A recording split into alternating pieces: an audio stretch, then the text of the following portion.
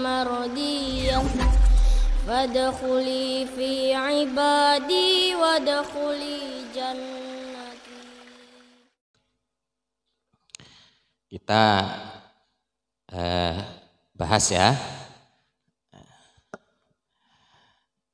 Di sini kita khusus bahasnya salah satu dari nafsu kita. Namanya nafsu amarah. Nah, kita harus tahu dulu letak nafsu amarah. Nafsu amarah karena berjalan, pasti ada jalan, ada prosesnya. Ya. Di sini saya terangkan tentang letak nafsu amarah sampai kepada letak di mana nafsu amarah itu berada.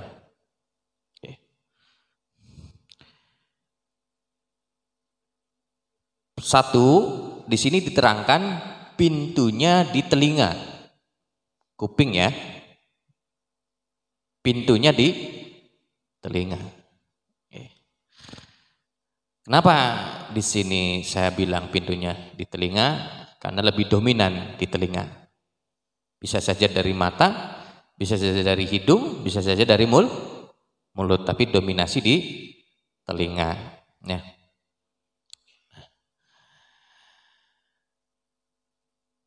Kemudian kedua, produksinya di paru-paru. Nah, makanya kalau orang lagi marah, emosi, dadanya bergejolak, kayak sedikit sempit tapi membara gitu. Ya. Nah.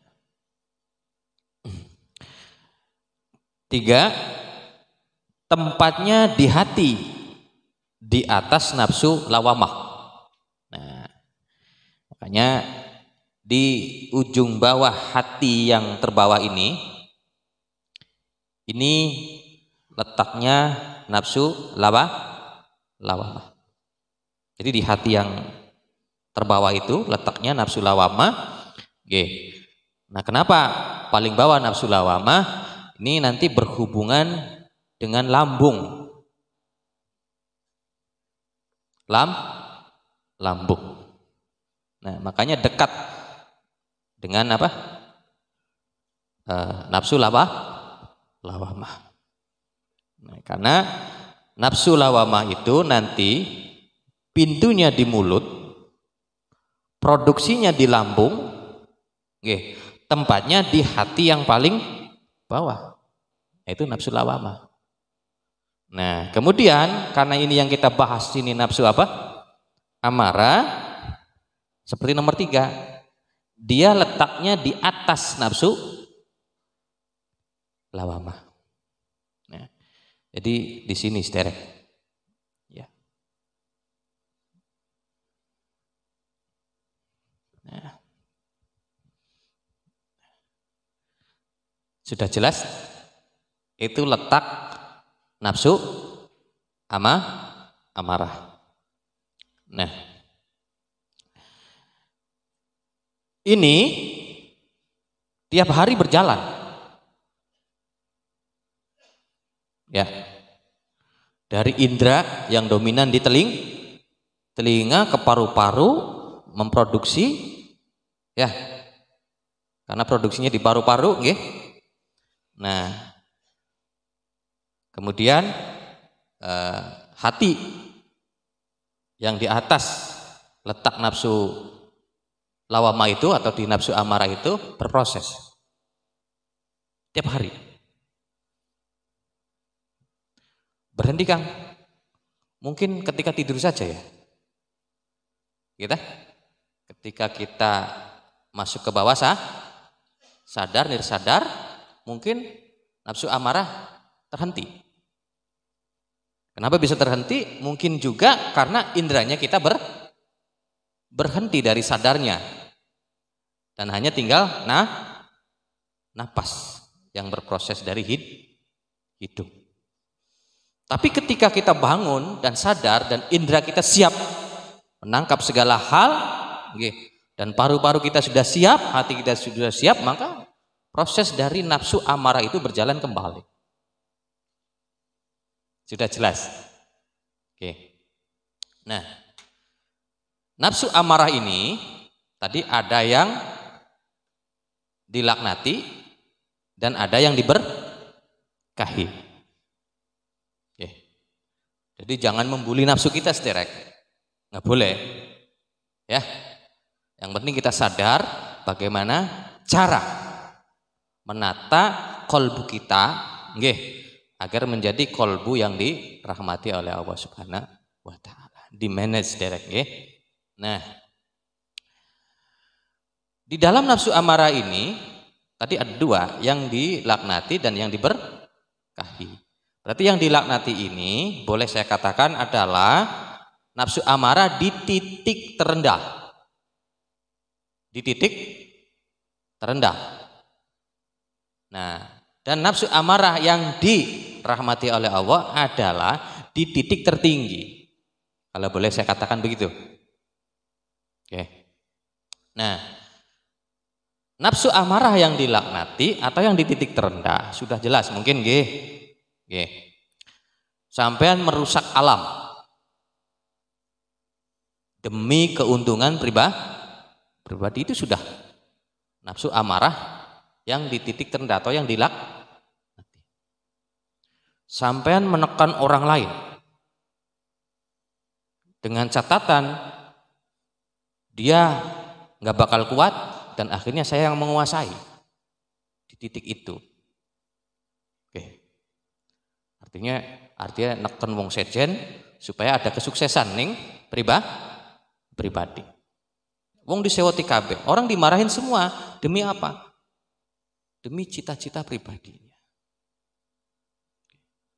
Orang melakukan berbagai cara demi kejahatannya karena keuntungannya. Jadi berbagai macam nafsu amarah ini yang memang berasal dari ego pribadinya. Jadi nafsu amarah yang dilaknati adalah nafsu yang mengangkat pada kejahatan. Macam-macam sederek.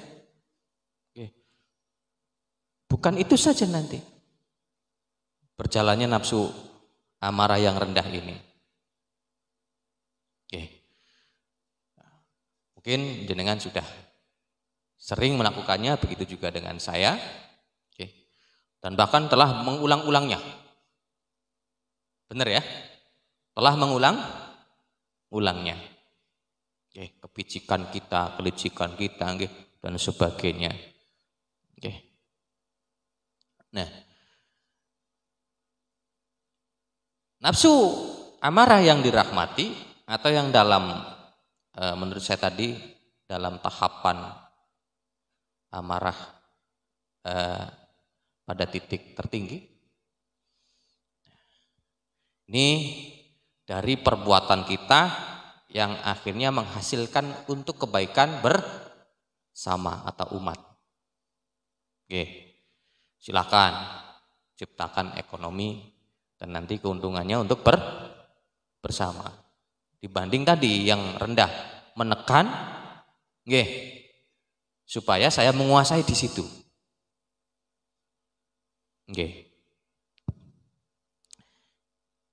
Sebelahnya jualan tahu ya. Kitanya sengaja jualan tahu di sampingnya. Gitu.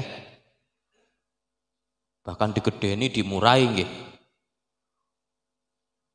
diniatin lagi agar ini tersingkirkan, sebelahnya jualan tahu lagi.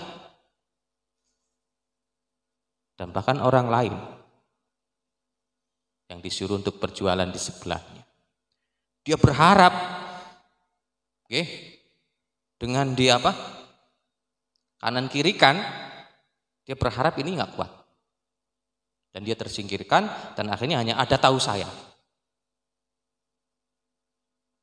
Ini termasuk kesadaran rendah di nafsu amarah. Termasuk salah satunya begitu, saudara, menekan. Nah, ketika jenengan mulai berpindah ke kesadaran tinggi, silahkan. Ininya dibuang, cari proses bagaimana agar meningkatkan ekonomi secara bersama.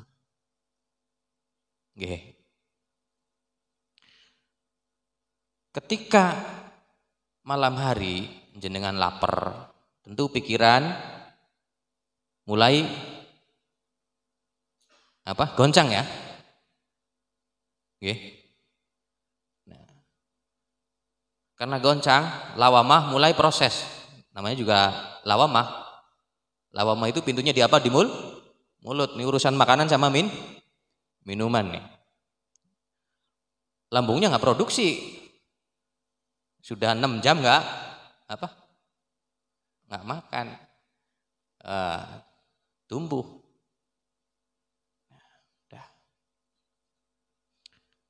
Nah, akhirnya ya biasa yang namanya juga remaja ya. Arah lirik kanan kiri ada makanan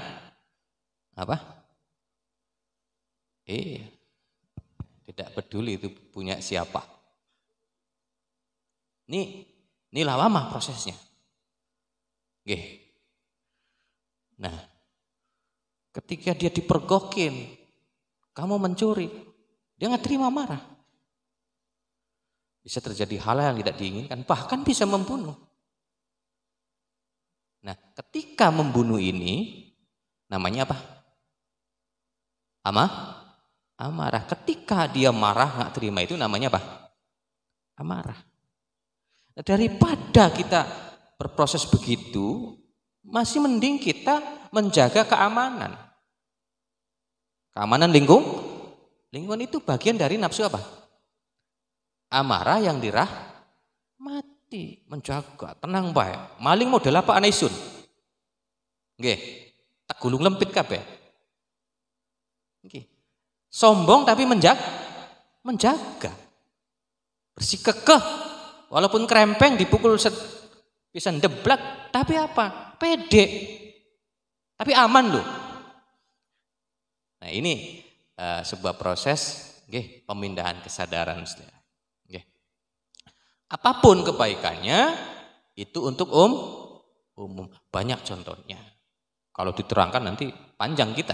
Nah, jadi memindahkan kesadaran rendah ke kesadaran tinggi ini tandanya kepada kebaikan umum.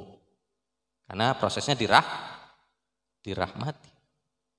Kalau untuk umum jelas, untuk dirinya sendiri sudah luar biasa.